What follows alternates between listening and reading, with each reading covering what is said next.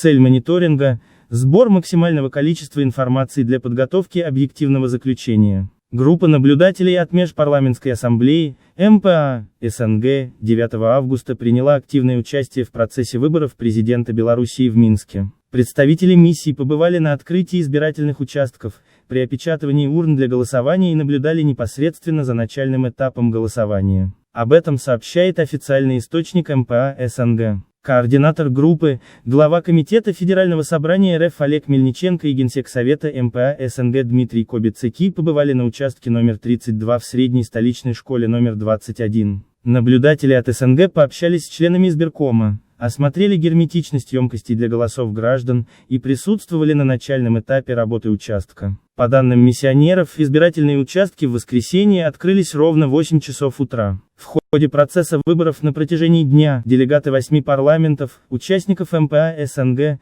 представители секретариата Совета МПА СНГ и эксперты Международного института мониторинга развития демократии вели контроль над легитимностью и прозрачностью выборов в Минске и других субъектах республики. Следует отметить, что по ряду фактов массовых уличных акций, перешедших в беспорядки и насилие в адрес сотрудников правоохранительных органов, силами СК РБ начато официальное расследование. Беспорядки произошли в Минске и по территории республики. Относительно выборов, то по предварительным данным действующий президент Александр Лукашенко набрал почти 80% голосов.